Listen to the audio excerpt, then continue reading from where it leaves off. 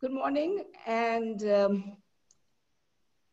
welcome to today's event on Leading for Social Justice. It's a research roundtable and this is an exciting series that we have put together as social justice and management. Usually management and social justice seem kind of like an oxymoron put together because management is seen as tool of oppression. But at the new school, we do everything a little bit differently. And so our management education is also infused with our values of social justice and innovation. And so this conference, as some of you might know, was actually supposed to be a 2-day conference in May, and which unfortunately had to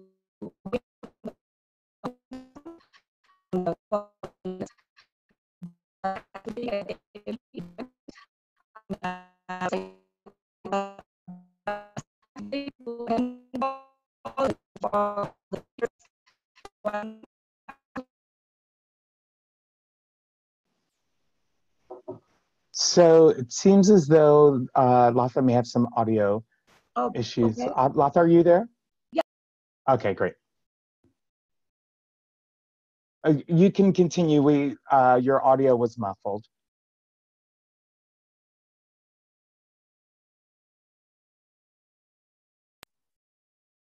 I have some bandwidth issues, but I'm going to very quickly introduce the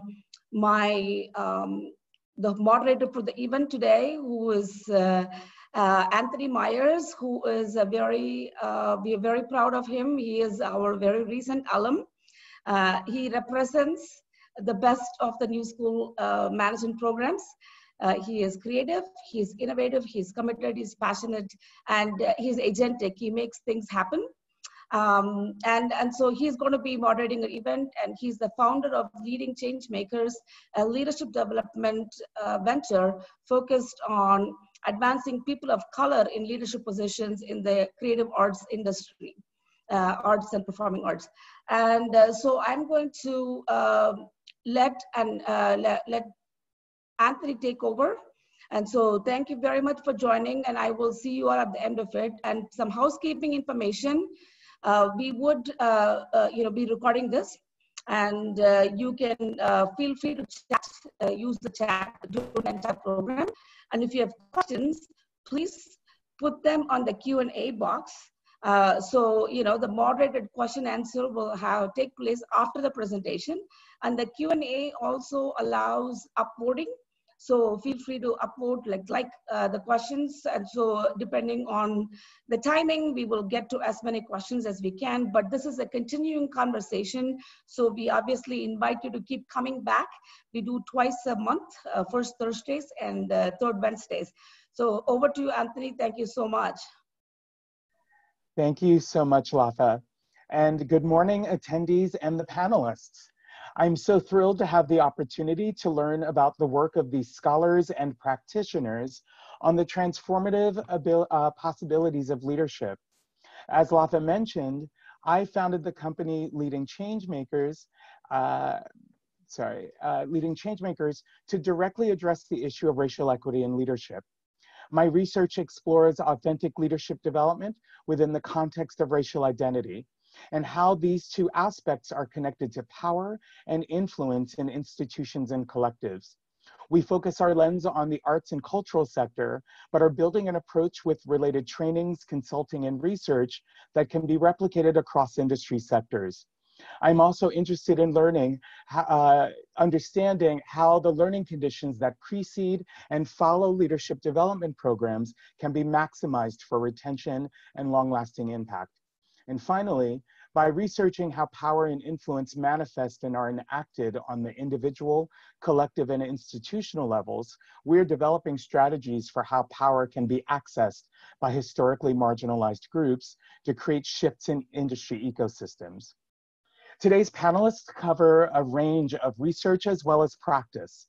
They offer direct responses to the question of what type of leadership is needed at this current global moment. This includes leadership within institutions as well as in communities.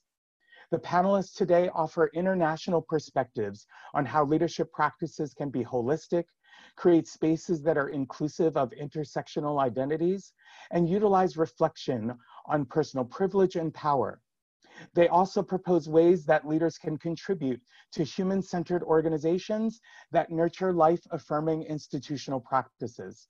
They envision how leadership can promote the individual expression of one's full potential, as well as create work environments that embrace and are grounded by diverse forms of thought and production. The panelists supply theoretical and practical frameworks to investigate the notions of leadership evolution and the potential for leadership to foster social justice in the US and globally. Through interventions in the education space as well as the workplace, their approaches offer strong foundations for broad and deep systems change. They make the case that promoting collaborative and generative leadership is ideal and that entrepreneurship should center difference because it's good business. The format for today is that I will introduce each group of panelists prior to their individual presentations. Then we will engage in a discussion based on the topics introduced by them. This will be followed by a question and answer session. So while you're taking in this information in the presentations, please do submit your questions using the Q&A feature, and we'll try to address as many as possible. As this is a multi-platform experience, feel free to use the chat feature and to further the dialogue with your other attendees. So now I'd like to introduce our presenters. So for the first presentation, they will be addressing building supportive, inclusive workplaces where neurodivergent thinkers thrive. Best practices in managing diversity, inclusion, and building entrepreneurship in the workplace. Jan Copeland is Landmark College's Director of Career Connections. Copeland also serves as an advisor for the college's Neurodiversity Hub and a member of the Executive Steering Committee at its Center for Neurodiversity. She is committed to creating greater awareness of the advantages individuals with learning differences bring to the workplace. Copeland's recent focus has been towards educating employers on the benefits of neurodiversity and best practices in managing a neurodiverse workplace. Lee Crocker is an associate professor at Landmark College and chair of the Professional Studies Department. She teaches interpersonal communication and leadership. Recently, she authored a paper on animals and human communication and relationships. Crocker's primary interest is in teaching effective relationship communication to students with learning differences. And finally, Dr. Tamara Stan is an associate professor of economics and entrepreneurship at Landmark College, where she also coordinates the Landmark College Entrepreneurship Accelerator Program, also known as LEAP. Stan's area of research is in well-being and ways to build diversity and inclusion in development worldwide. Please welcome these presenters.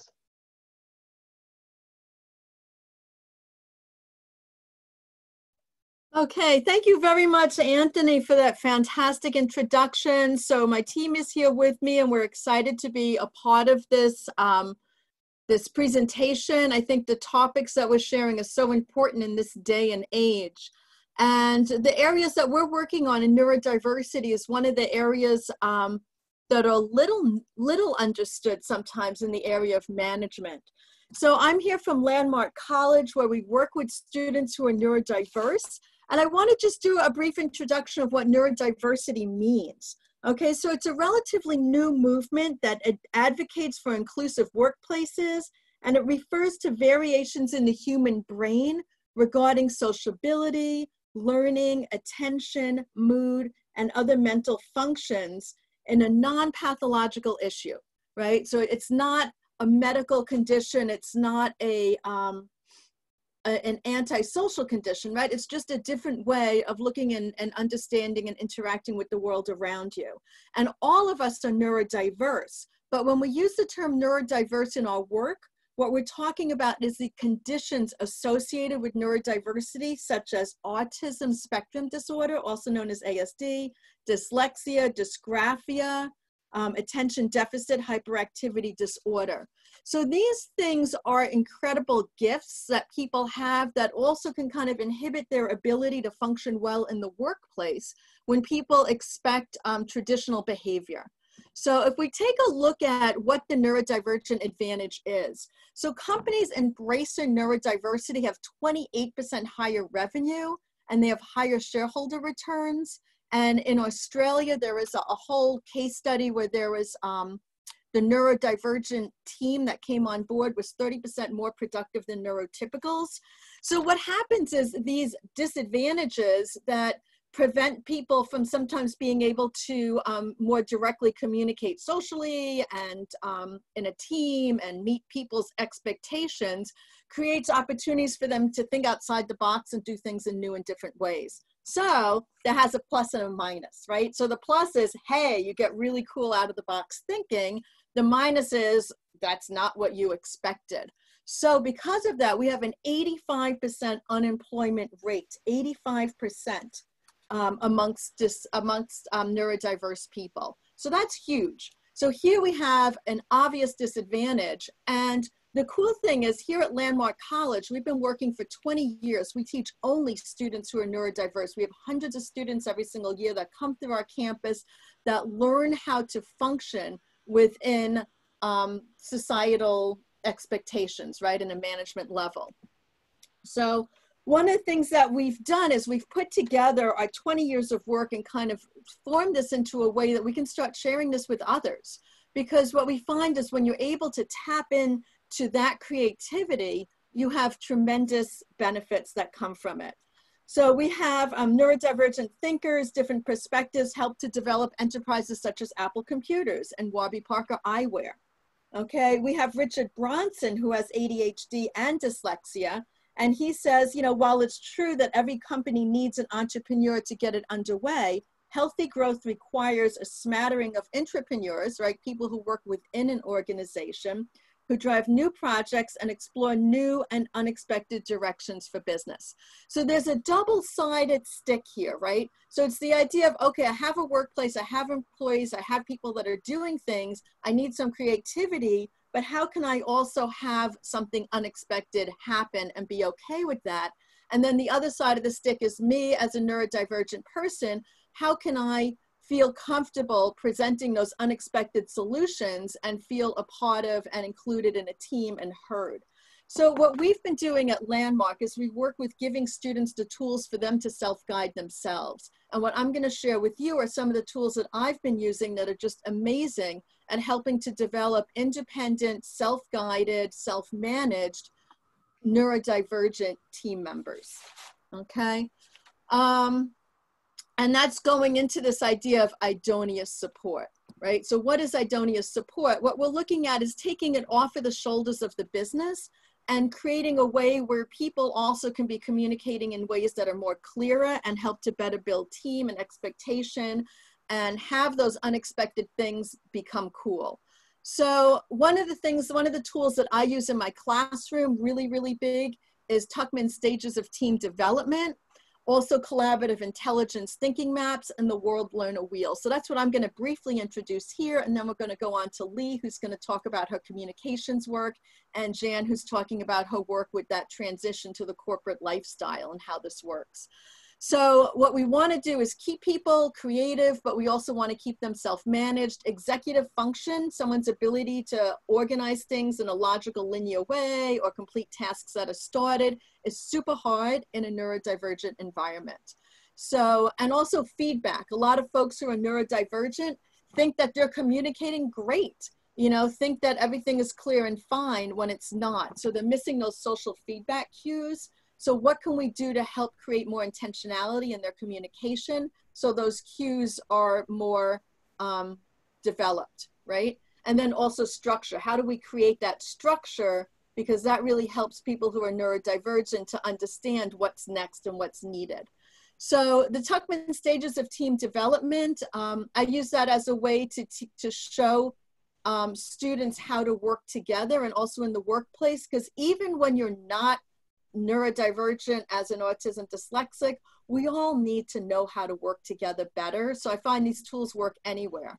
So just having like a real cognitive awareness of how teams develop, what level you are in your team, and what are the management steps that you can take to move your team to the next level, right? And that comes through the work of Tuckman And I find having that transparency and structure and expectation and people understanding this is where you are and now this is where you're going to be, and then be able to anticipate really helps them to become more successful in working together as teams. And all of us have areas of strengths and areas of weaknesses. And that's something also to keep in mind in the creativity experience, where we don't want to be working by ourselves. We do want to work with others. Collaborative intelligence, that's another fantastic tool that I've been able to find to be very successful, and developed by Donna Makova, Angie MacArthur. And it's a way to, again, kind of map out, where are your strengths? What are you really good at? What do you love to do?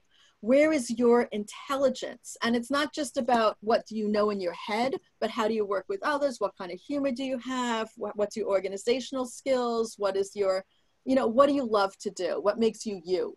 And by then being able to map that out, you can see where your strengths are, where your weaknesses are. And again, on a team environment, you can start assigning roles to different people on the team, because you might find, it might be hard to see on this slide, but there's 4 areas: analytic, innovative, procedural, behavioral.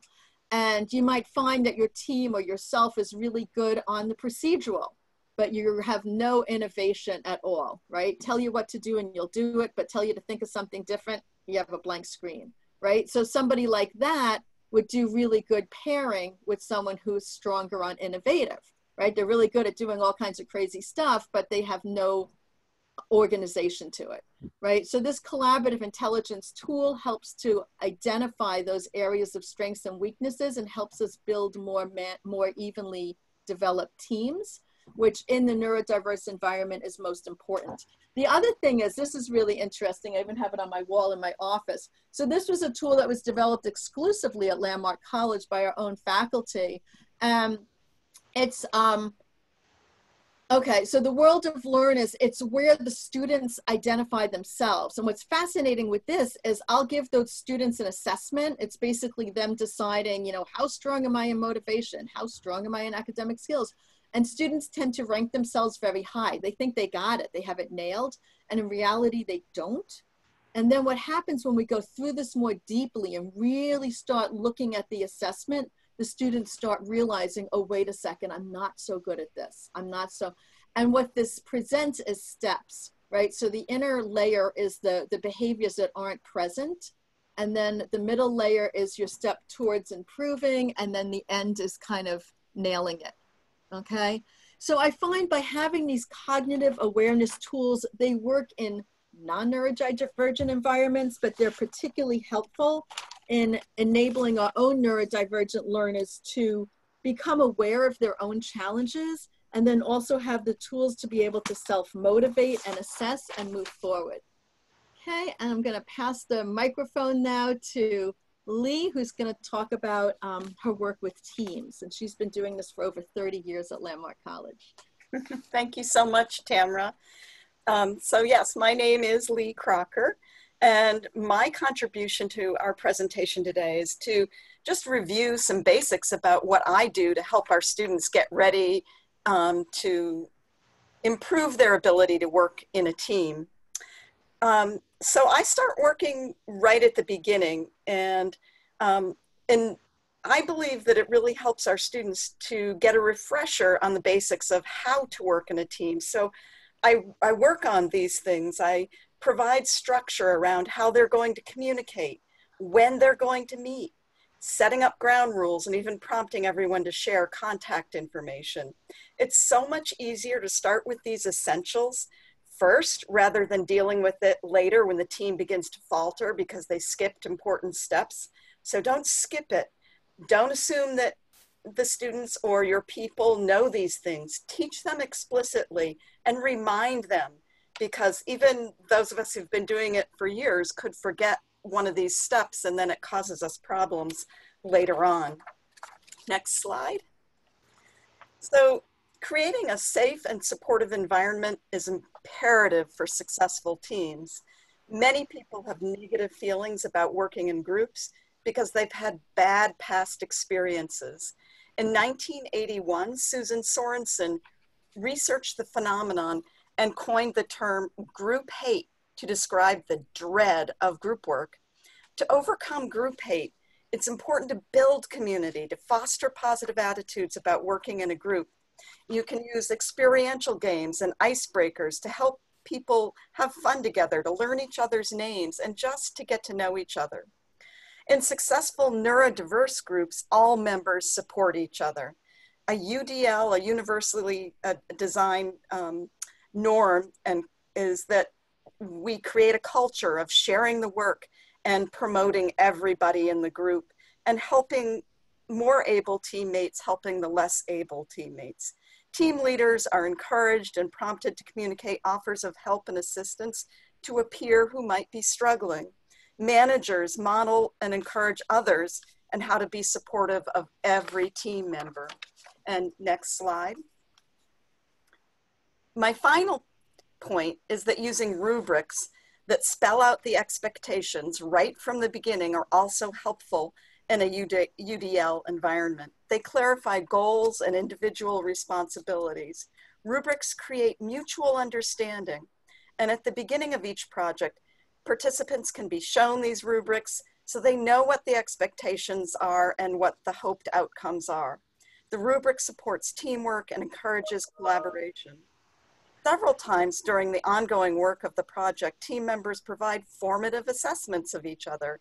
And at the end of the project, participants complete a peer evaluation similar to a 360 evaluation, where they have the option to rate and to comment on their own, their peers, and their managers or leaders' work on the project.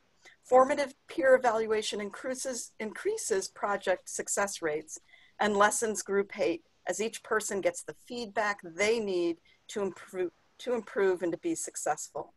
And now I'm going to turn it over to Jan Copeland.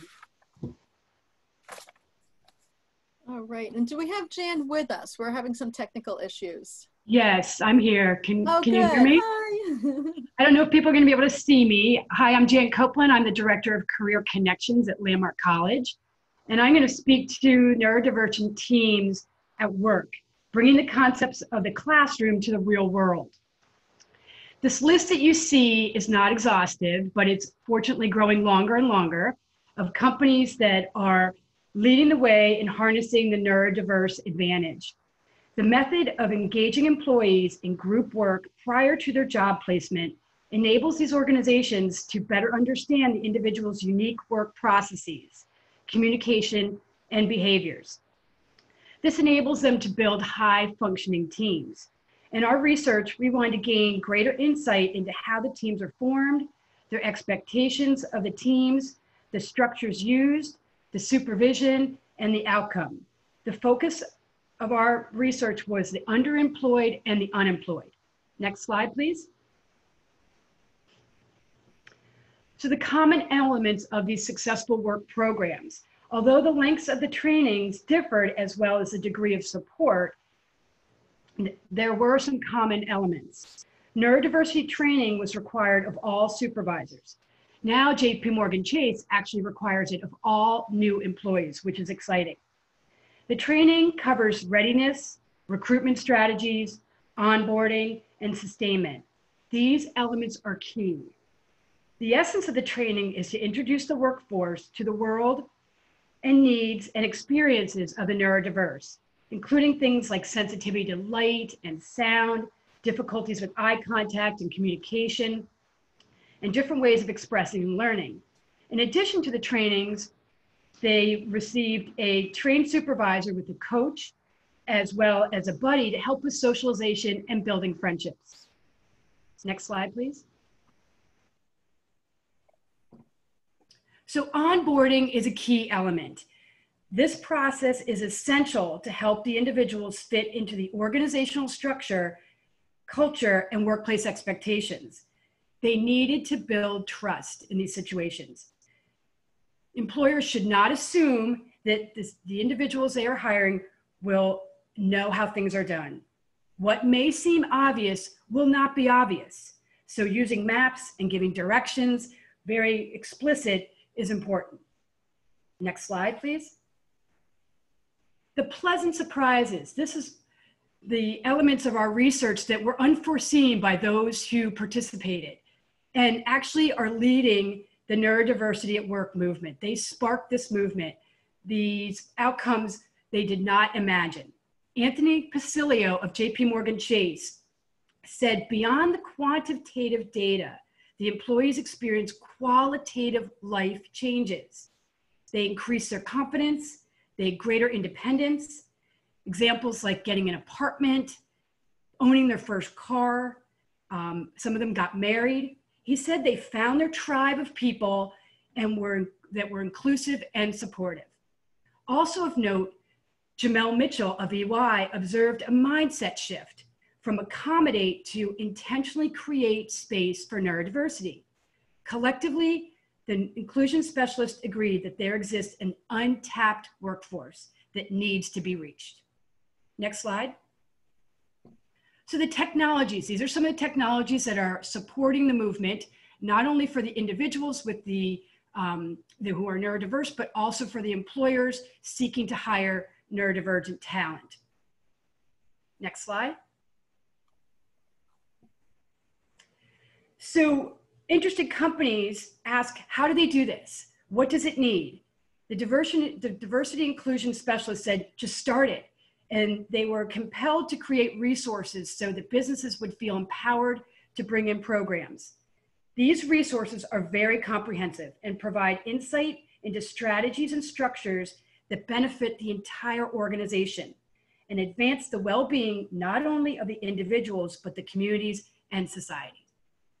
And that concludes my section, so I'm going to hand it off to Tamara. All right, and that concludes all of our sections. So here's our contact information.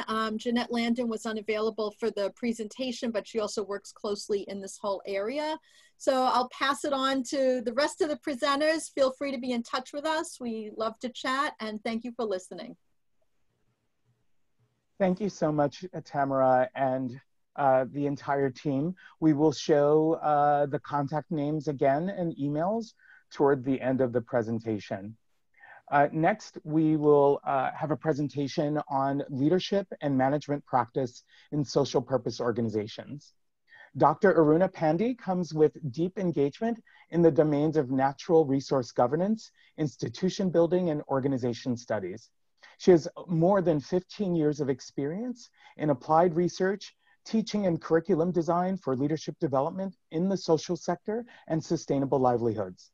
She has received the Young Analyst Award by the European Union and DPG, the prestigious MK Tata Prize, and the NTPC Gold Medal for her dissertation at TISS Mumbai, and the Felix Scholarship Trust Award for her PhD at SOAS, among others.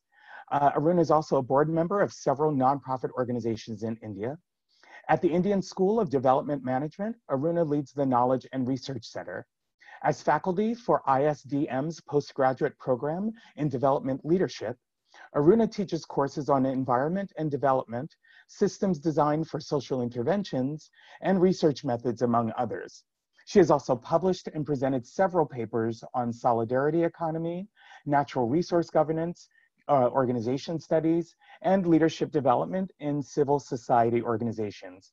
She has a PhD in development studies from SOAS, University of London, and a master's in social work from TISS Mumbai. Her partner, Sapana Diwakar, may not be able to join us today, but if she is able to join us, I'll give you a bit more context on her as well. Please welcome our presenters. Thank you, Anthony. It's wonderful to be here, and thank you to New School for putting this together. Thanks to Latha for getting us all here and share some of the amazing insights coming from all of our practice. So as Anthony mentioned, the work that we have been doing at Indian School of Development Management has largely been on looking at leadership and management practices in the Indian social sector. One of the key pieces that has stood out for us in the past years is that when we look at leadership and management practices in organizations in the social sector, while in the international context, there's a lot of literature available, but when it comes to India specifically, while the experience is rich, we've had social purpose organizations for decades, contributing to the development of the country and, the causes of the masses. What has happened is that there's not much effort that has been put in together to consolidate and codify the knowledge which is emerging from these organizations. And so in the past 2 decades, specifically, when we look at management practices in the social sector, a lot of it has been imported, so to say, from corporate practices. And the effort of ISDM is to see how can some of these processes and practices be customized to the context, the spirit of social purpose organizations who particularly work on issues of social justice and creating a more equitous world. So that's the context with which we have approached our work at ISDM.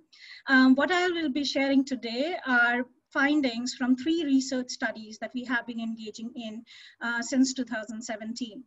And the whole idea has been that, given the current context of organizations, a shift in the ecosystem towards more professionalization and accountability from social purpose organizations, what are some of the challenges that organizations face, and what are some of the practices which are emerging for creating an organization that embodies universal human values.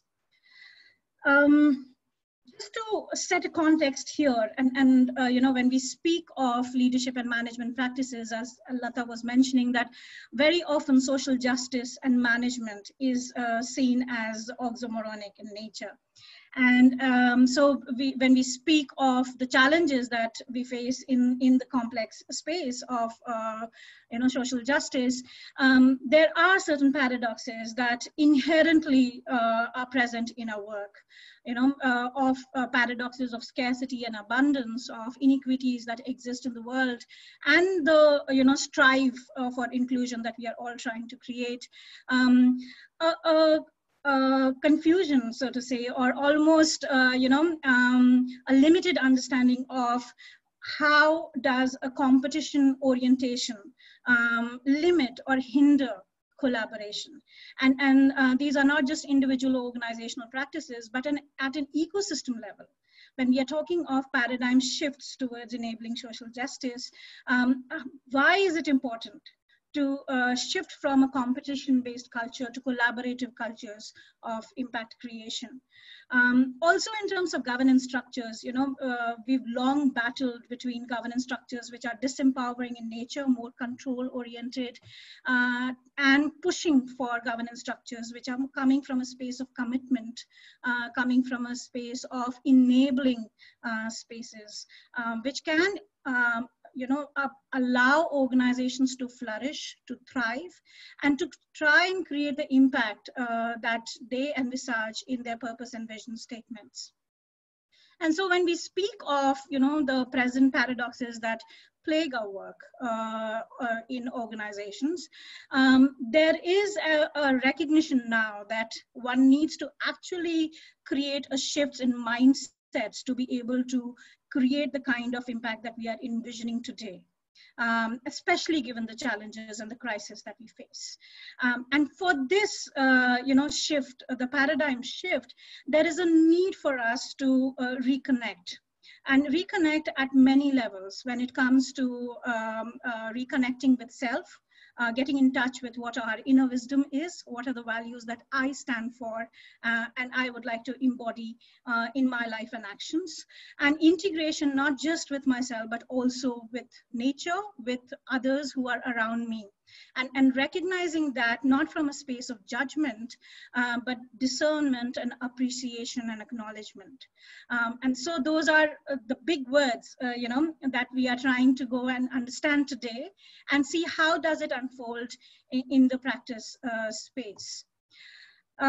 If you see at the center of the slide, I've put forth a framework from Donut Economics, work done by Kate Raworth, and she published her work in 2017 in the form of a book. And this talks about how any shift in leadership and management practices in organizations is highly dependent on contextual shifts in overarching structures within which we are located. So unless we start thinking of economy and the politics and the society from a different mindset, from a different stance altogether, which is not about balancing social justice with economic growth, but it's more about an inside-out approach. So we've long talked about top to bottom and bottom up approaches of development, of ensuring social justice. What we are now, almost on a cusp of a transformation wherein people are increasingly talking about inside-out approaches of how do we manifest our own potential to an extent that we are able to realize the kind of world that we would like to create. And Kate's work on donut economics offers us an economic paradigm which is based on values of equity, compassion, and justice, which looks for creating a safe space, not just for humanity, but also trying to bridge this ecological and spiritual divide that we have come to experience in our lives, and is often, often represented in the form of disconnect, burnouts, while we are working in organizations, loss of purpose, struggle to survive in the ecosystem as organizations, and some of these dissonances that we constantly face in the context that we are located. And so when we are trying to speak of leadership and management practice, the basic framework that we use is that of being, thinking, doing, and learning. And in the context of learning organizations, one is trying to say that we need to have an integrated understanding of how the way one is being, whether it is an individual or a professional or an organization, is essential to the other three. And so I can't think differently. I can't think from a different mindset, which is based on equity and compassion and courage, unless I be in a different way. And so that's what the work of Otto Sherman, Monica Sharma, all the systems thinkers that we can think of, Donella Meadows, Peter Senge, they all talk about how do you bridge this understanding between being in a certain way and thinking from a particular stance. And when I speak of being, we are talking about being in the inner wisdom of universal human values, thinking from a systems perspective, and doing from a collaborative frame. And one of the challenges that organizations often talk about is, while the social sector, being a complex space, is geared to be in a certain way, think systems, because we understand the interconnectedness of the problems that we are facing. But the doing is almost limited many a times, because all our tools and frameworks are linear in nature. And they are meant to simplify problems so that we are able to respond and create solutions to simplified problems. And so, the challenge is that how do we remain in that complex space while we are designing? Recognize the complexity of the space, and at the same time have tools and frameworks that allow me to design processes which are not linear in nature. And the most critical piece that emanates from these three stages is learning. Learning to listen has been one of the core competency that many leaders in the sector have often identified over and over again in our research studies. And listening not just in terms of conversations, but listening and sensing of what is happening in the context, and deliberately creating explicit feedback loops for ourselves within our organizations, within our practice, to understand how is my practice or my organization's work impacting the ecosystem, and how can I respond better to what is happening in the ecosystem. And so when we speak of these practices in organizations, there is a strong recognition that, things are not going to shift on day one. And so it is a spiral of consciousness that organizations and leaders go through. And if we look at organizations in Indian social sector who have had existence for more than 30, 35 years, they often talk about how the spiral of thinking, being, doing, and learning has helped them create processes, structures, and systems which evolve with practice and their understanding of how organizations should be. Work of, say, for example, Hutchins and Stone, Frederick Laloux, all of them talk about organizational consciousness. And when I speak of organizational consciousness, we are basically referring to how individuals hold a certain worldview of what's happening outside in the world and how they base their own practice from a certain stance of being and doing. And so when the spiral is in the orange section, we mostly see a very mechanical understanding of how organizations should work, organizations and machines.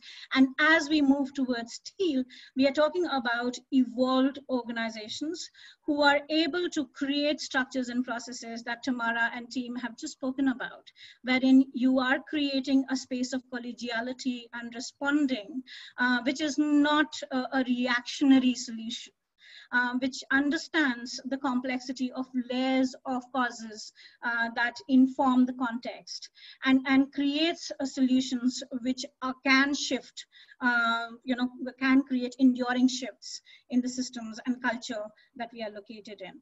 And so when these organizations are in the teal zone, when they are at a tier 2 or higher level consciousness, we are speaking of organizations which are able to embody life-affirming exosystemic values, wherein they are able to nurture the space for themselves as well as for others. We are speaking of organizations who are able to create that space of wholeness, wherein it's not about balancing the professional and the personal.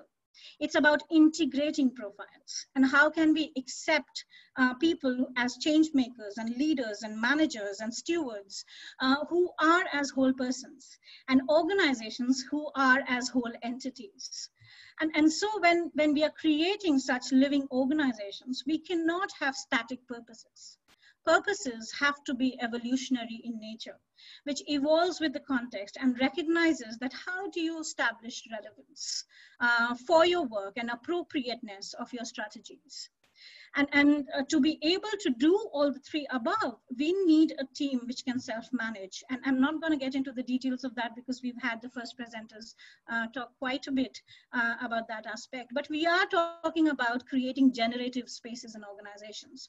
And how do we create that? How do we foster that kind of leadership, which is not just about the CEO or positional leaders, but it is about expression of creativity, expression of innovation, as well as maintaining certain benchmarks across organizational practices.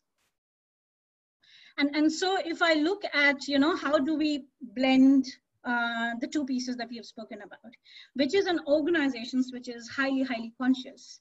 And then we are talking about values. And when these values are manifested, embodied in this conscious organization, then how does it really look like?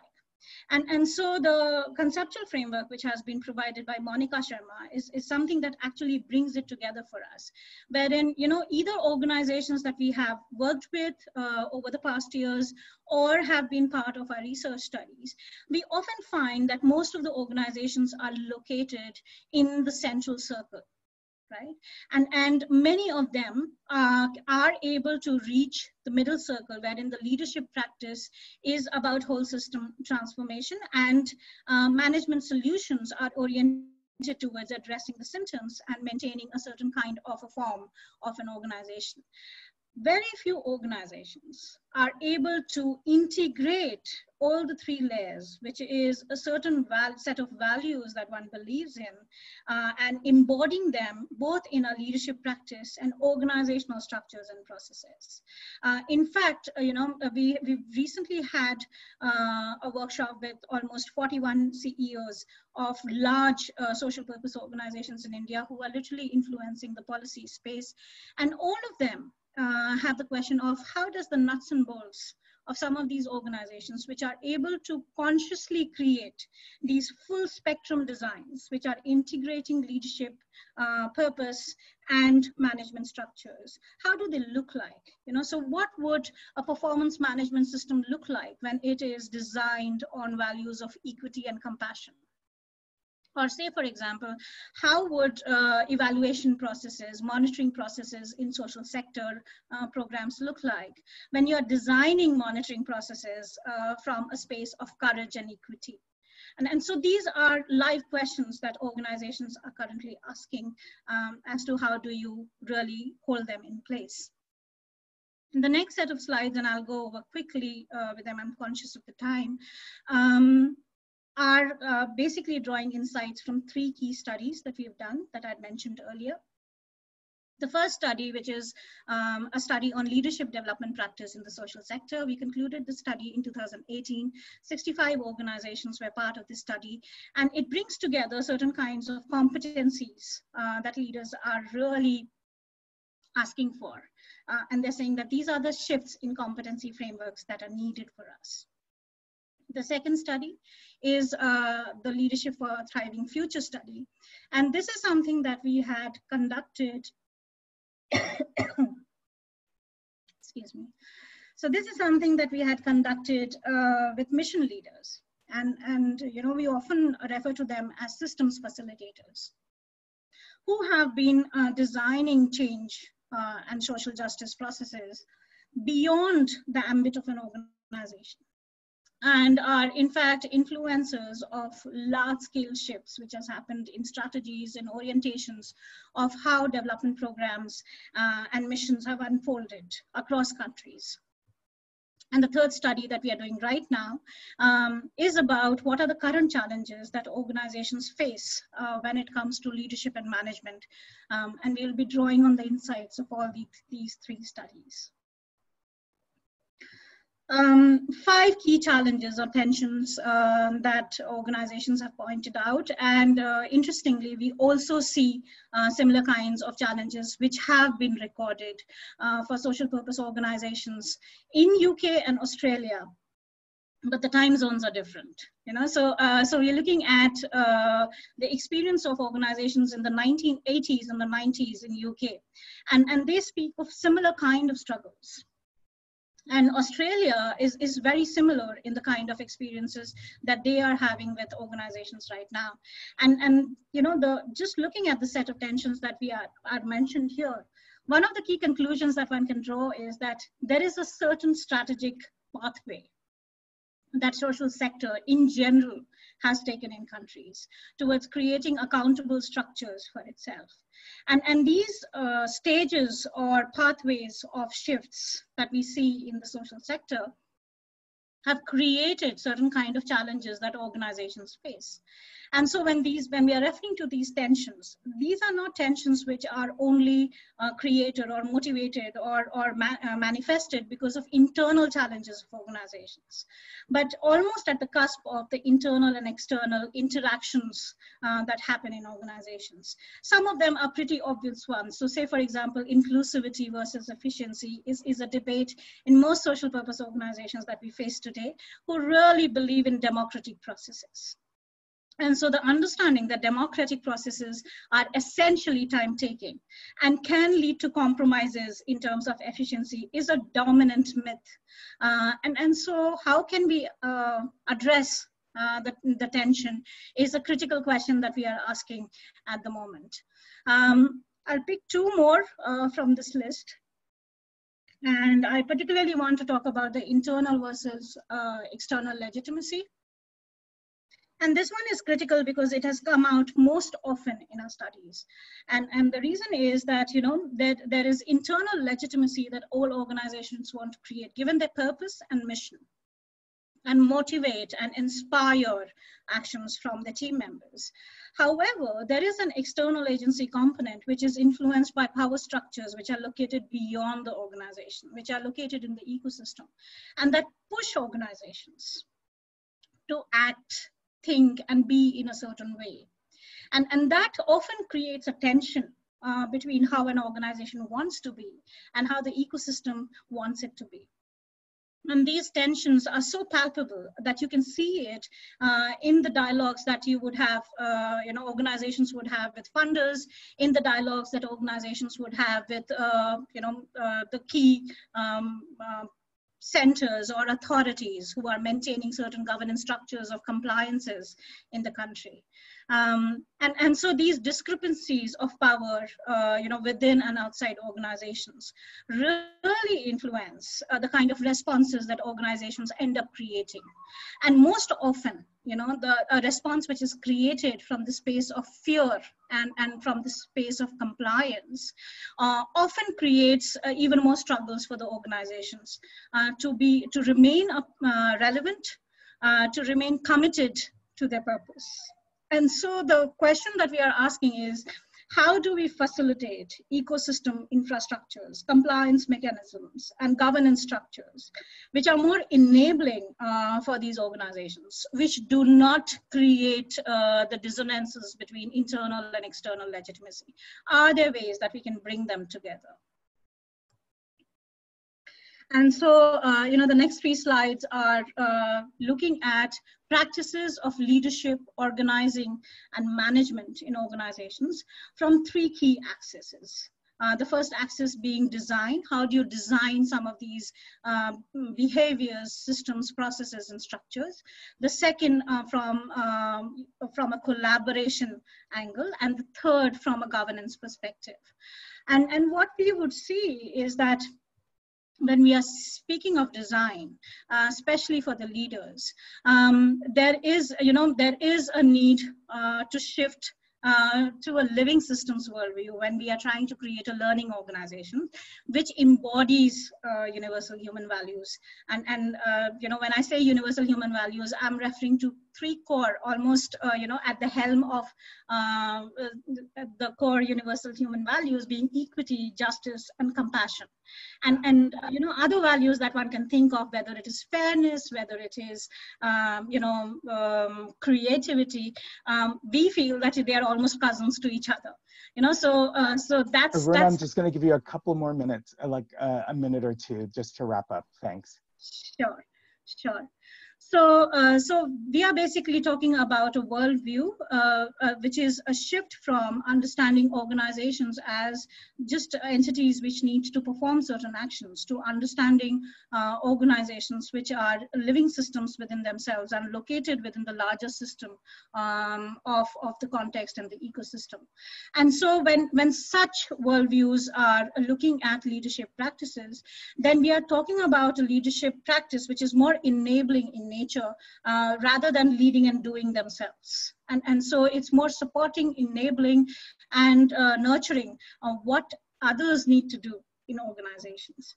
The organizations, so to say, are coming from a space which is more from a principle of subsidiarity and resilience building for themselves. They need to understand that this is an emergent space, and how do we create structures and processes for ourselves which allows for that emergence, almost celebrates emergence and makes it its strength.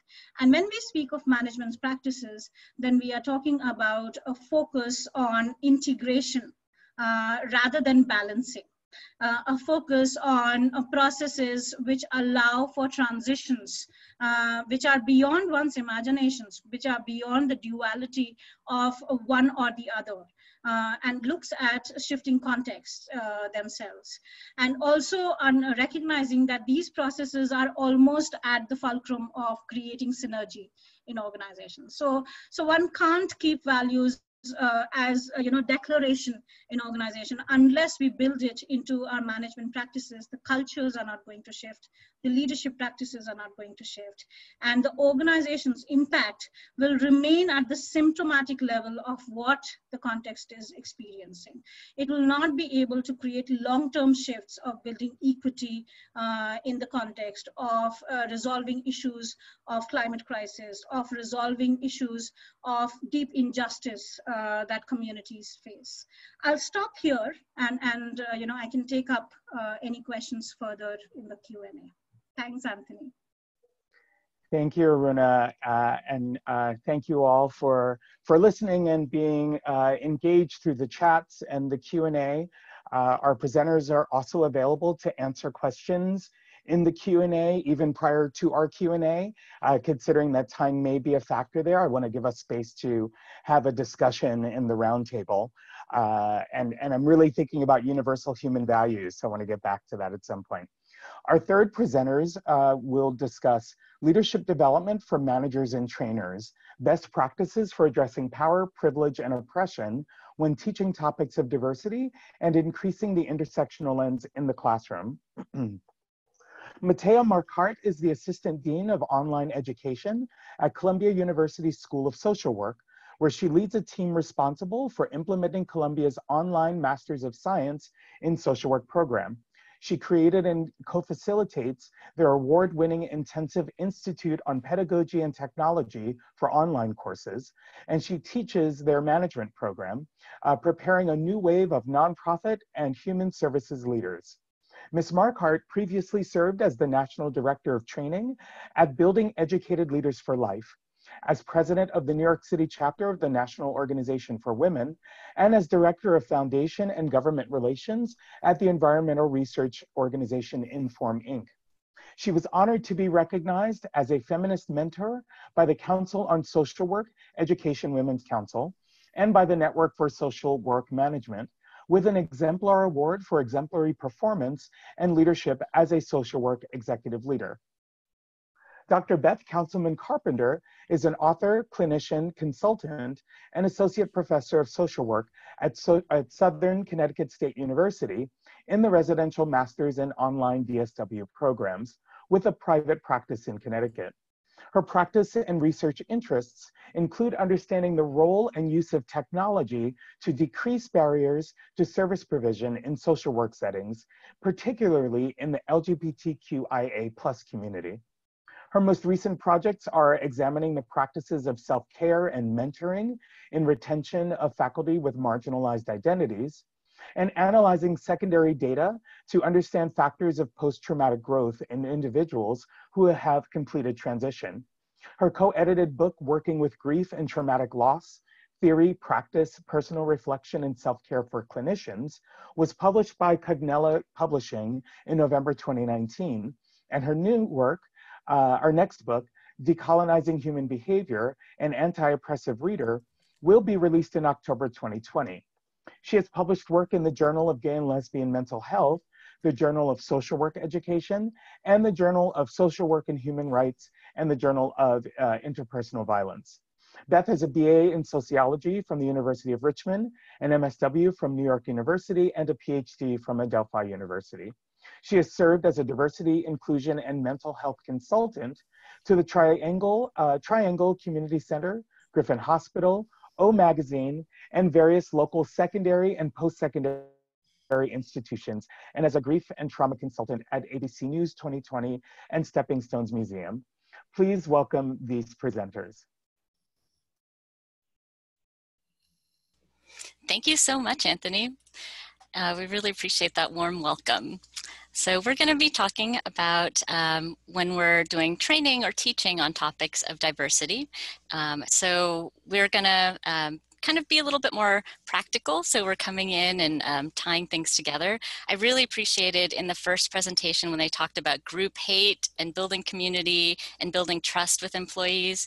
And in our second presentation, talking about equity, compassion, and justice, and the tension between inclusivity and efficiency. So hopefully our presentation will connect with those as well. All right. So Just as an intro for the context, at Columbia University School of Social Work, we have an online campus that launched in fall of 2015, and we have a few different program options. One of them includes a management option, and our model is that we are a synchronous campus, meaning we have weekly live online classes and asynchronous homework. Now, of course, right now, all of our courses are online except for a few, but in a normal year, our residential students would be able to take online courses and our online students would be able to take residential courses. Our program is pretty integrated in that way. So I'm going to talk about co-creating community agreements, and this is for trainings or for classes. So for the first point here is that, it really matters to create an inclusive classroom community because it's so essential for learning. So if we want our participants or our students to actually learn something in a class or in a training, we actually have to encourage their participation. So if they're not able to feel comfortable participating, it's going to greatly reduce their ability to learn anything in the class. And we also want to acknowledge that when we ask students to participate, it actually is very risky. It can feel very risky for students. We're asking them to be incredibly vulnerable. A lot of people don't like to speak in public. A lot of people don't like other people to look at them and judge what they're saying, but we're asking our students to do that and our training participants to do that. So what might happen is they might have to admit they don't know the answer. They might have to admit that they have a different opinion than someone else in the room. They might have to experience some disagreement, which not everybody really likes to have to experience.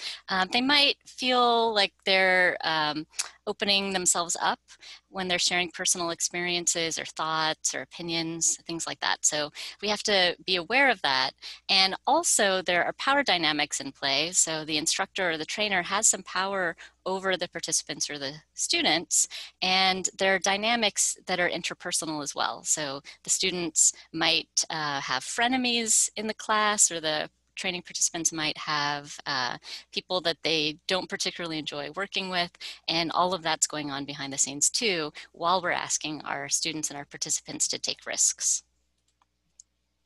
So I'm going to focus on community agreement. So this is going to be very practical, but some other ways to help students feel comfortable taking risks in classes, or training participants take risks, include building community before and during the semester, and closing out the community at the end of the semester as well, to honor the community that you've built. So with community agreements, we really like to encourage folks to make that a collaborative process. And I've had students say to me, okay, we're setting community agreements, but we're never going to see them again. And I'll say, oh, actually, we're going to see them all the time. So I use my community agreements. Every week in class, we'll review them, see if anyone wants to make changes. So it's kind of a living document. And then also they're in grading rubrics. So for class participation, the community agreements are worth points for grading. So following the community agreements is worth points, and that shows that I actually really do value the community agreements. And it is there in online discussion forums as well, where I'm expecting students to follow the community agreements as part of the discussion. So to show you what some community agreements might look like, first of all, we try to avoid the term safe space. And the reason for avoiding safe space is that, first of all, we're in a pandemic. Nobody feels particularly safe. And in normal times, we actually avoid safe as well, because using the term safe space actually can be experienced as a microaggression for some students. And that might not be the intention, but the intention of what we're doing sometimes has a different impact from what we intended. So just to put out there, alternatives to safe space might be brave space, respectful space, civil, anti-oppressive. So there are a lot of alternatives, but for safe space, what ends up getting communicated in some instances is that we're going to prioritize the voices of white women. and we're going to deprioritize the voices of people who are from marginalized communities. We don't want people from marginalized communities to share their experiences because it will make other people feel uncomfortable. So that's kind of the message that gets shared with the term safe space. So we try to avoid safe space. There's a reference here, and we're happy to share the slides out after, or the references out after as well. So what might that look like? So if you're doing an in-person training or an in-person class, I have some nostalgia about that right now. I would just write on the chalkboard. So students would call out community agreements, and then I would write them on the chalkboard. And then I would take a picture, put it in a slide, and then type them out too, because my handwriting isn't always the most legible. So that might be something that a lot of folks here are familiar with. This is from a course called Workers in the Workplace. And for a training, for example, this is a training that we host for faculty. Faculty type what they would like the community agreements to be into the type chat, and then I copy paste them onto a notepad. We use Adobe Connect for this. So the chat can be in different colors, and the notepad, then it's just straight up copy paste, and then I group them together. And you can see that faculty have a lot of great ideas for community agreements. It's what I like to consider sharing our hopes and dreams for how we're going to treat each other in a training or in a course. And faculty have said, you know, being kind, sharing intention versus impact, being honest, making sure that one person speaks at a time, all those things. And you can see this is an online training because keep your mic muted unless otherwise noted is on there as well. So we had some savvy tech folks. And forgiving typos in the chat too. I always forgive typos in the chat because you know, it's an informal sort of chatty place, and I like to encourage participation there. And here's another example. This is from a course on racial identity development. And you can see that respect was a really big one here, as well as listening, apologizing if needed, being brave. Oops and ouch means if you say something and then you heard yourself say it and you were like, oh no, I didn't, that came out wrong, or I shouldn't have said that, then you can say oops and backtrack and say, I'm so sorry, I didn't mean to convey that, but here's what I was meaning to say. And then ouch is if someone says something and it has an impact, you can take that as a teachable moment and just say ouch, and you know, that's an opportunity to have some dialogue about the impact of what was said as opposed to the intention of what was said. So those are some examples. Now our colleague Dawn had a small personal emergency today, so she couldn't be here with us. So I'm going to skip over these slides, and if anyone wants to have these slides or these references, we're happy to share them. So I'm going to hand over to Beth. Thank you so much, Mattia, and thank you to all of you for staying with us, and the two other panels who segued into these more concrete tools so thoroughly. So I'm going to share a second tool with you that you can use in your meetings, in your trainings, and in your classrooms, and it's called the NAMES process, and it has to do with how do you handle microaggression. So you're running a training, it's 75 folks, they're from all different settings, possibly different countries and different time zones. Half the group is really familiar, half the group has never met anybody else in the room. What happens when someone commits an oops? How do you handle it? So this next tool walks you step by step through how to address it. And then I'll share an example of how this happened in one of my online classes and how we unpacked it, even after I missed it as the facilitator. Next slide, please. So the name steps are really clear in what they're saying. So N stands for notice. So the second you notice it, if you catch it, to press pause in that moment, whether it's the training or the class, and just say, recognize that it happened. And that's not to embarrass or shame the person who said it, because a microaggression typically is not meant to be hurtful, but causes hurt anyway. So if you can just say, hey, everyone, I'd really like to press pause in the moment and come back to what was just said, because sometimes when things are said like that, say someone's misgendered, it can be really hurtful. So as a community, let's come back and talk about it. So the very first thing you want to do is notice it. The next step is acknowledge your responsibility as the group facilitator, trainer, or teacher in the room. So regardless of who says them, as the leaders in the space, virtually or residentially, it's really important to own your piece in it, because it's our job to hold that environment of bravery and civility. And then we need to make space. Our trainees and our employees and our students need time to process what happened. And that may even mean coming back to it the following week or a few weeks later. And that's why the community agreements that Mattia talked about are so important, because it allows those in the group to say, you know what, I was really thinking between sessions about what happened. And we weren't holding up to the agreement of using everybody's preferred name. And then last is discuss it, right? Our groups are organic, and there's so much conversation these days in our more virtual world and meetings, right, about how do we build community in virtual spaces. It's really important to have dynamic discussions about what happened so that you can heal and move forward. Because if you don't, what happens is that hurt starts to fester, and then the communication and the safety and that collaborative process that all our other panelists talked about begins to break down, and can break down in a way that we can't come back from, particularly if it's a one-time training or a short class or a very small series of, say, webinars. Next slide, please. So handling them in the moment, these are some questions for self-reflection for you as the facilitator or the teacher. Are you willing to press pause on what you're talking about? Now, when we have a short amount of time or really important material to get through, it can be really hard to check that, particularly if we're preparing someone for an exam or some sort of benchmark and we have to get through it.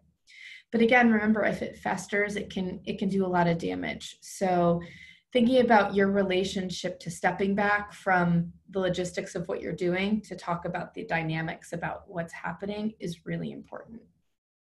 As the leaders in the space, are you willing to own your own role?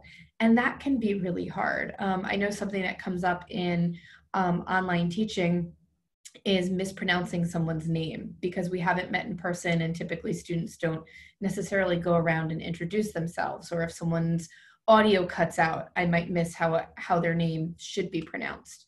So am I willing to own when I've made a mistake, particularly if it's more than once, and then look at my behavior in it and what can I do to correct it?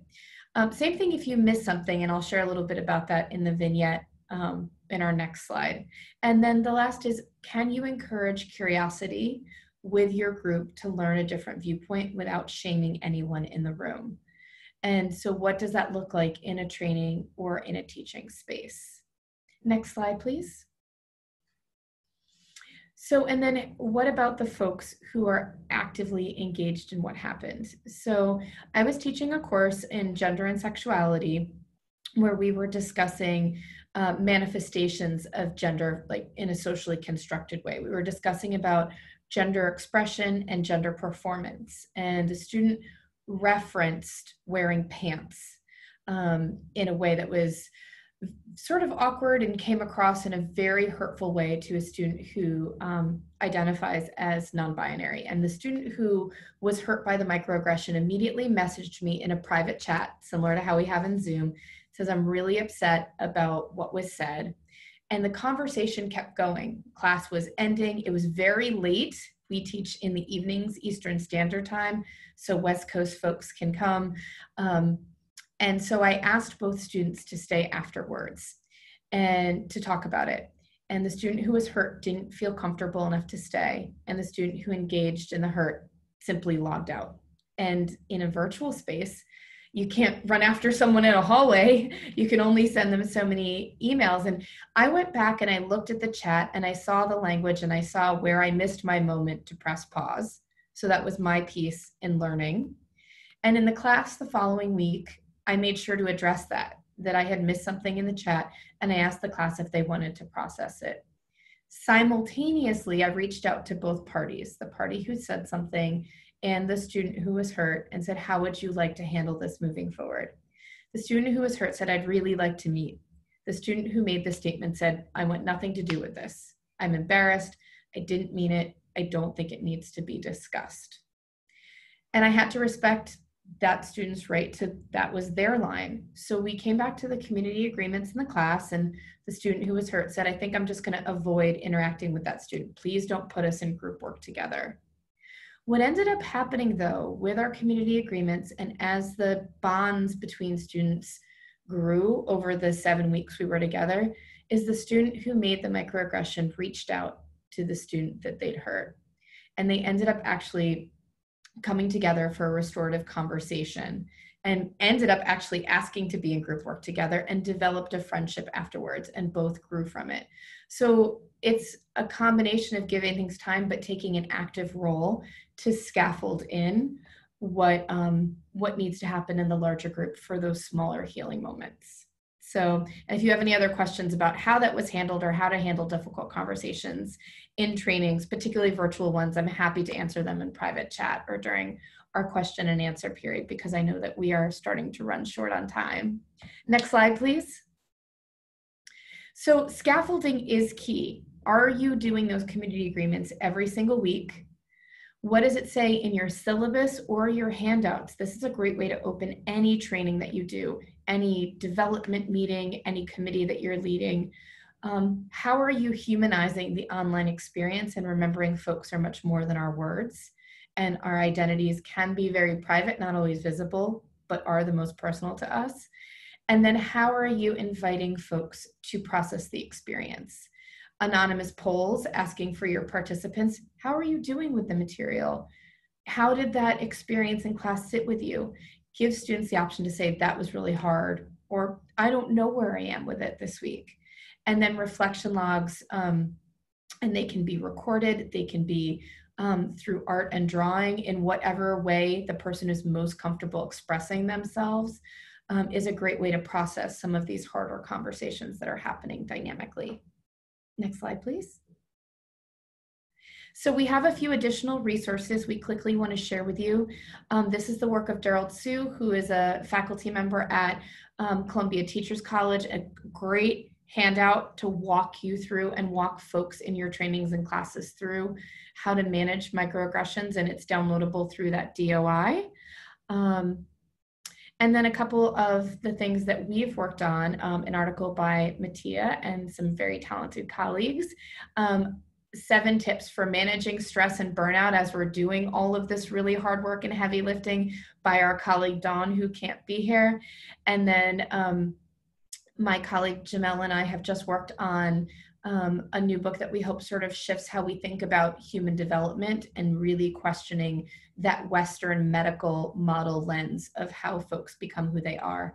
And we do have digital download preview copies available, and if you email me, I'm happy to send that link to you. We have other resources here. This is a fantastic webinar series that Mattia and the team at Columbia's online campus developed. This is a great article about in-house expertise from the front lines of really getting through this together, and I think probably what it's going to look like for at least the next academic year.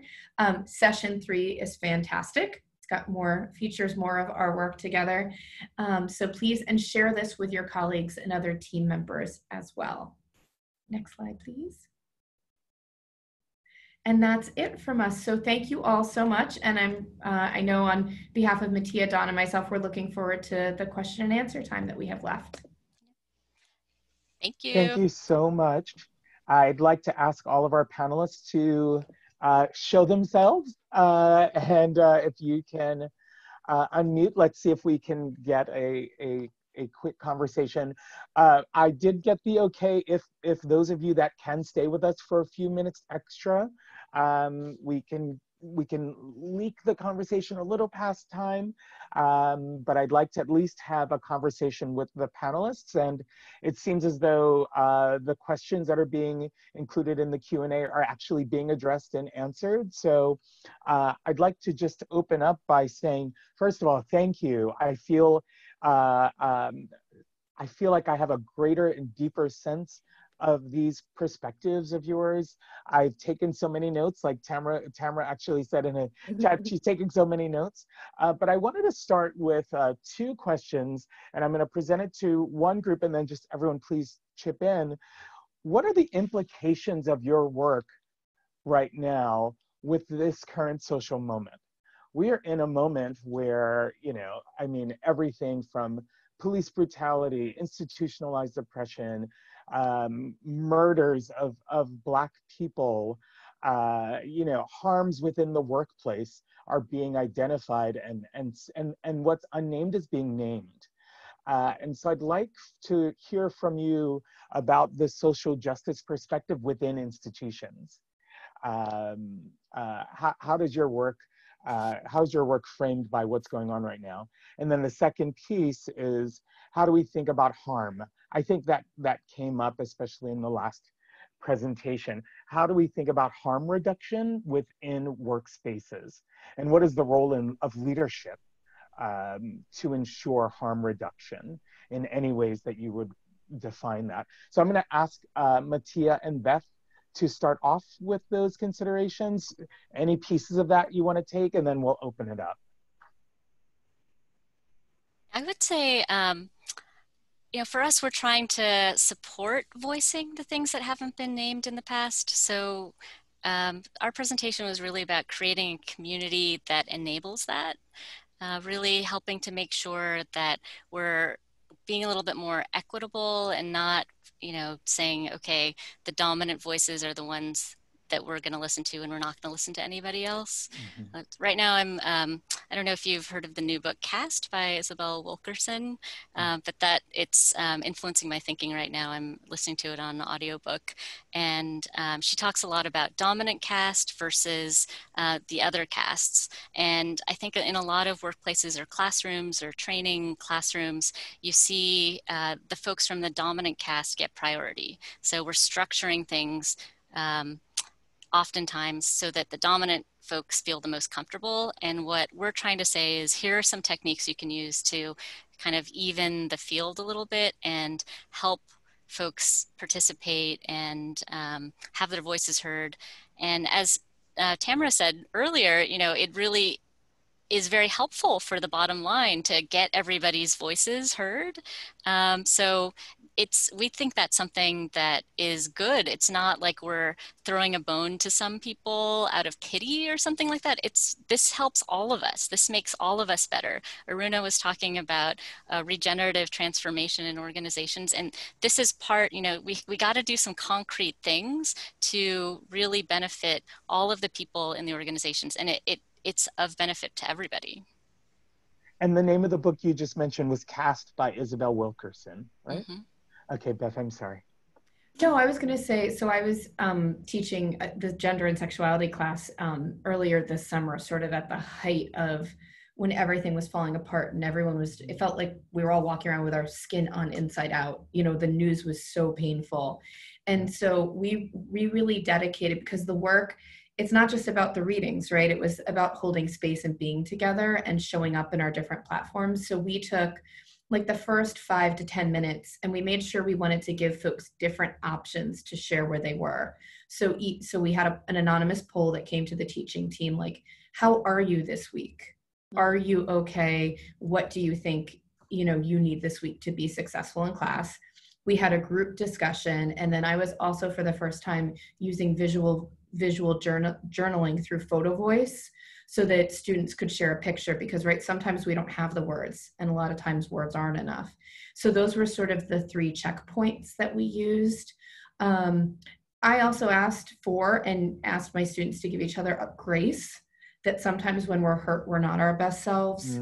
And so that if someone was feeling very hurt, that we all kind of gave each other a little bit extra pass, and also an extra opportunity to learn and or apologize, because there is just kind of so much pain. So I think that was really it. And for the students in my class who have very dominant identities, I encourage them to just say, how much are you listening and how much are you showing up with a defensiveness? Because you're in your own pain, because you realize how much you haven't learned. How, you know, and so can you step back and just listen? And what does that feel like? How is your discomfort painful in a different way? So I think that helped frame the class. And so were we getting through all the readings and all the lectures? No, but that's still where the work is. And just saying, you know, this is, it's meant to be messy right now. Like, growth comes from chaos and a mess, and so we're going to make mistakes. And then I think for me as the leader in the room, just if I made a mistake, really owning it and saying, I'm going to sit with it and just step back as part of my process so that I can do it better next class, next semester, next year, etc. What about our other panelists? Well, at Landmark College, it's interesting because, you know, neurodiversity has always been one of those like invisible differences that, you know, across all gender, race, culture, you know, it's universal, but it's understood in many different ways. And it has a very negative connotation with it. And a lot of unsuccessful stories associated with it. And it was interesting because when the Black Lives Matter started coming up, I said, well, neurodiverse lives matter too. And that was a little bit, you know, not exactly our message because, you know, it's about everybody being included, but I find that people are more open now to be able to start thinking about things differently, and they're more willing to accept that there is a difference, you know, whether it's something that's visible and obvious or not. And maybe Lee can speak a little bit more on this. Right, yes, thank you. Yeah, Landmark, we have our neurodiversity movement. We have a center for neurodiversity, which is staffed by people to work on this so we can be leaders in neurodiversity. But we also understand intersectionality and the importance of that. And we have the Rise Up Center for Inclusion and Diversity. Putney, Vermont is not an easy place for our students who are diverse and not white. And we really support those students. And in fact, Landmark has the most racial diversity, or at least it has in the past. I think we still hold that. We have the most racial diversity of any college in the state of Vermont. And we really work to, first of all, take care of our students. They're our prime mission, but we also have the Landmark Center for Research and Training to support others who want to learn how to better support people who learn differently. I hope that answers the question. Yeah, and present differently, right? Because there's a lot of neurodiverse people in jail. There's a lot of neurodiverse people having problems with police forces and, you know, just being left out of society just because of the way they access things.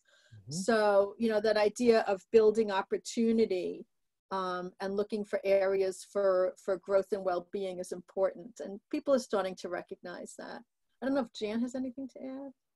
I was going to address the, I think one of the missions of the Center for Neurodiversity and the work that my office does is, as I mentioned in the presentation, is provide training, because I think when the trainings are happening either in a local business, you know, within 5 minutes of campus, or a large corporation like JP Chase, what's exciting to see is that intention is put there, and it starts off with the neurodiverse population, but someplace like JP Chase now does it for the entire company to create that awareness across the board. The students that I work with, we talk a lot about tools and self-advocacy, depending, you know, which I think addresses all these issues that students face, no matter what orientation they have or race. It's really important to learn to see their neurodiversity and their difference as an asset to a business. So we really give them the language to speak to it as an asset, not something they need to be apologizing for. And what's exciting is when the business also adopts that perspective. So that's why I said in my presentation, I think it really does beautifully start to affect society, which is exciting. Aruna, how are you thinking about your work within the context of the current social moment, and also sort of weave in your point around values and centering values in leadership? So I think two critical things, Anthony, that one can speak of, in the current context of the pandemic and what's happening in the society right now. A lot of the response in India by the government has been blanket responses, which doesn't consider the intersectionalities that we are talking about. And civil society space has largely been very, very active agents in bringing forth some of these issues, whether it is of caste, color communities, ethnic communities, which are part indigenous communities who are almost always on the margins, precarious labor, which constitutes a huge percentage of overall labor workforce in the country. And some of these issues are being brought forth by civil society organizations. In our work, what we are doing is supporting collaborations or networks of organizations which are coming together, because there's a huge amount of mistrust and apathy between the civil society conglomerates and the government. They're almost, they don't see eye to eye. Bridging this piece of bringing the industry and the civil society and the government together has been at the helm of our work when we are facilitating some of these networks and collaborations. And bringing in the value piece here becomes critical, because almost, in all forums, they never agree on the how-tos. And each one has a specific perspective of how do you respond to the situation, but they all come together when we introduce the value and the purpose piece. And then bringing from, building on that and looking at contextualized responses, wherein different actors can bring in their strength, has really worked for us across these different stakeholders.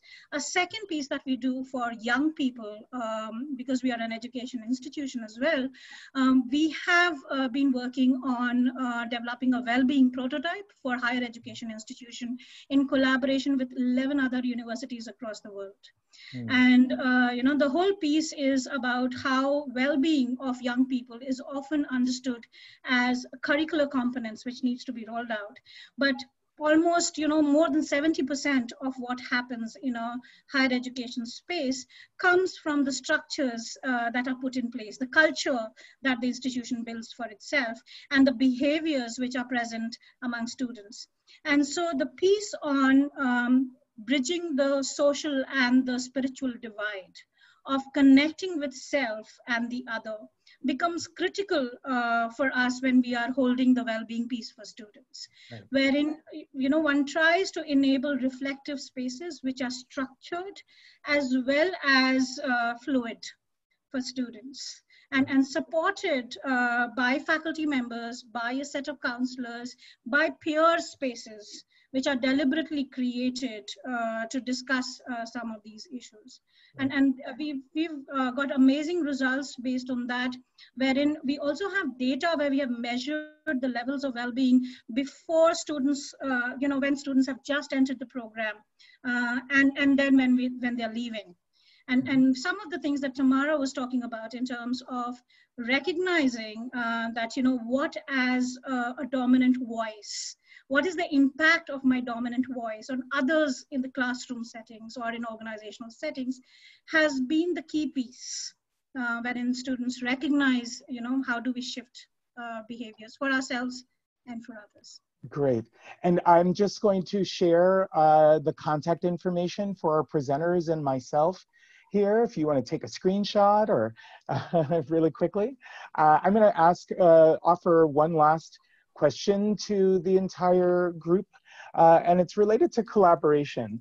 There was mention of collaboration in a number of the presentations, and in fact, one of them talked about the sort of polarity between competitive-based culture versus collaborative culture. Can you all talk about the role of collaborative leadership within institutions and the potential for collaborative leadership to transform organizational cultures? I'd like to maybe start with Beth and Mattia, and then ask all of you to answer that, and then we'll move on with Latha for a closing statement. Thank you, Anthony. So I just just love collaborative leadership, and I find the strength of, everybody comes with different strengths, and it ends up creating much better decisions, much better work products. As an example, I usually, when I publish something, will co-write with somebody, and the back and forth, it just makes it stronger because someone's pointing out, oh, this part isn't so clear. Oh, how about we add this? I don't know if you've seen this reference, but let's add this in. And it just makes it so much better. So I think organizations that don't use collaborative leadership are really doing a disservice to themselves and to the whole team. Another thing I think is the cross-disciplinary piece. I'm very lucky that I get to wear the hat of clinician as well as academician and researcher, but I do some legal work, and I'm always struck with the difference in conversation between, say, a lawyer, a psychiatrist, and an academic researcher, and a frontline social worker. So I think when we bring in other disciplines and those lenses, it just deepens the conversation because how we've learned that information has been so different. So I love co-writing and co-presenting. Mattia is one of my favorite co-presenters. But I also love working with folks completely outside of the field and going to conferences where there are economists and political scientists and nurses, because I think it just, again, makes the information stronger and enhances the learning experience for everyone. That's great. And I know Tamara, Lee, and Jan, you talked about collaborative intelligence, so maybe that's a part of this as well? Yeah, so one of the things that I found, being an entrepreneur, you can't do it all yourself. And, whether you're neurodiverse or not, I think that's kind of a myth out there, that you have this one shining idea and you become the multimillionaire and you rule the world. That doesn't happen. There's always a team around you. And I think understanding that, and I just love that idea of collaborative leadership, because I think it's something that a lot of us engage in without even realizing it. Because there are so many important support people around us, but being out there and kind of, creating those synergies and those opportunities, for people to be able to, pair together to all have shared strengths is really super important.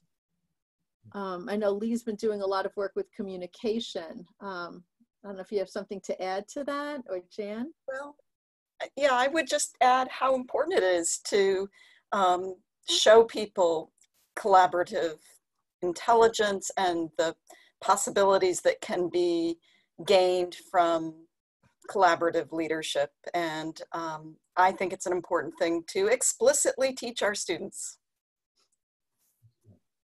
I would add that just this past summer, I had an intern working in my office, and he was mentoring a student who was new to the workforce and had no previous work experience. And we brought them into our team meetings and had them part of some of the work we were doing to prepare for this presentation, and just seeing the students' leadership skills increase when their opinions were valued, when they were empowered. So I think there's one experience of collaborative research from the faculty and staff, but it's really powerful when the faculty and staff are able to collaboratively lead with the students. Aruna, any final thoughts? I think two pieces, Anthony, that stand out in our work on collaborative cultures. The fact that we are in a space which is highly complex when we speak of social justice, and no one organization can create the kind of solutions that we are talking about. So the humility of recognizing the expanse and complexity of the problem is the space and almost the foundational piece around collaborative work that we engage in. A second piece that becomes very critical for us is that organizations can't work in collaborations when there are individual purposes and missions identified, and they try and do a patchwork together. And so one needs to move beyond that and imagine, have shared visions, have strategies which are coming together almost at an ecosystem level. wherein each one brings their strength. And so that is what we speak of when we say collaborations. And we differentiate between what you mean by collaboration, by partnership, by movements and coalitions. And not many people really have an idea of how they are different from each other when it comes to actual practice. Having said that, the idea of collaborative leadership within organizations has been critical to designing structures and processes which are based in compassion and equity. So say, for example, if I don't have a shared leadership structure, I cannot be compassionate towards my employee or person who's working with me, because there's just too much pressure as you move into leadership positions within organization. And we often hear of burnouts and people working long hours. And shared leadership actually creates that space for compassionate people practices in organizations. And I do think the burnout piece is such a crucial piece right now, especially within institutions where historically marginalized people are the ones that are pushing for change without investment, without support, where they're sort of running up the mountain to do the work because they believe in the mission of their work and the mission of the organizations, but they're not being supported to affect real change within institutional dynamics. So I like that understanding of humility, using humility to understand the complexity of issues and the social justice piece. And I just wanted to highlight Beth's note around cross-disciplinary exchange or interdisciplinary exchange. I think it can be used also to inform one's own individual cultural norms within institutions. Yes. I know, Latha, you've done some research around interdisciplinary work and organizational change. So I wish I didn't have to end. I feel so inspired by all of you and your work. Thank you for presenting these important perspectives in this conversation around leading for social justice. We've only hit the surface, but I encourage all of you attending to research. Look up these presenters, look up the materials and sources that they've cited. I hope, Latha and all, that we can send either the presentations or something to the participants so that they have some frame of reference. I want to thank you all for taking the extra time to go beyond 90 minutes. And it was my pleasure to be here and moderate. Latha? Great. Thank you, Anthony, for leading this skillfully. And thank you, everybody, for attending and being such engaged audience and great questions, very insightful answers, and such fantastic presentations. I think I have the best job in the world. And it's my absolute privilege to be curating this conversation. That it's such a gift personally to me during this very difficult time. With such disconnection from all my, my buds that I see and in person, and just walk over one floor to see people. I mean, all that's gone. So given that this becomes even more special personally. And so these are great, we have an amazing lineup going forward. It's done every first Thursday of the month and the third Wednesdays. And so it goes on till April. So please join us, continue to build this conversation at the cost of sounding very arrogant, right? As a management scholar, I want to create a movement around how organizations and management can actually be a force for social justice. And so please continue to join us. Thank you, everybody, for joining. Thank you, Anthony, again. Thank you, panelists. I'm looking forward to seeing you continuously until next year. Thanks. I appreciate you all. Have great days. Remember to breathe, find your center, and we can get through all of this together. Thank you.